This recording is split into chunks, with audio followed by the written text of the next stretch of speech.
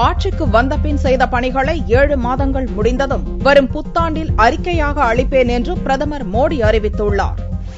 பிரதமர் நரேந்திர மோடி செவ்வாயன்று மகாராஷ்டிர மாநிலத்தில் நடந்த 4 கூட்டங்களில் பேசினார். அரசியல்வாதிகள் தேர்தலின் போது வாக்குறுதி அளிப்பார்கள், பிறகு மறந்து விடுவார்கள் என்று பேச்சை துவக்கிய பிரதமர் மோடி, நான் அரசியல்வாதி அல்ல, உங்களின் வேலைக்காரன் என்றார். நாட்டை 60 ஆண்டுகளாக காங்கிரஸ் ஆட்சி செய்த போது என்னென்ன பணிகளை செய்தோம் என்பதை கூறாமல் 60 நாள் ஆட்சியில் என்ன செய்தீர்கள் என்று தன்னிடம் காங்கிரசார் கேள்வி கேட்பதாக கூறிய பிரதமர் மோடி, தான் பிரதமராகி 7 மாதங்கள் முடிந்ததும் நாட்டுக்கு என்ன செய்தேன் என்பதை அறிக்கையாக அளிப்பேன் என்றார். காங்கிரஸ் கட்சி ஆதர்ஷ் ஊழலில் ஈடுபட்டதாகவும் தேசியவாத காங்கிரஸ் விவசாயிகளின் தற்கொலையை தடுக்கவில்லை என்றும் சாடிய மோடி, காங்கிரஸ் தேசியவாத கூட்டணியின் 15 ஆண்டு கால ஊழல் ஆட்சியிலிருந்து அக்டோபர் 15ஆம் தேதி மகாராஷ்டிராவுக்கு விடுதலை கிடைக்கும் என்றும் தெரிவித்தார். மகாராஷ்டிராவை பிரித்து மும்பையை தனி மாநிலமாக்கப் போவதாக தோல்வி பயத்தில் சிலர் பொய் மூட்டைகளை அவிழ்த்து விடுவதாக சாடிய பிரதமர் மோடி, நான் டெல்லியில் பிரதமராக இருக்கும் வரையில்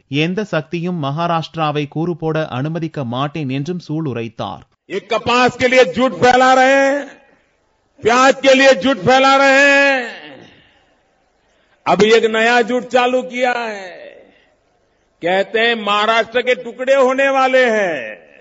इस देश में कोई ऐसा पैदा हुआ है जो छत्रपति शिवाजी महाराज की इस भूमि के टुकड़े कर पाए? भाइयों बहनों, जब तक मैं दिल्ली में बैठा हूं, मैं आपको विश्वास दिलाता हूं, दुनिया की कोई ताकत महाराष्ट्र की एकता को तोड़ नहीं पाएगी, ये मैं आपको विश्वास दिलाने आया.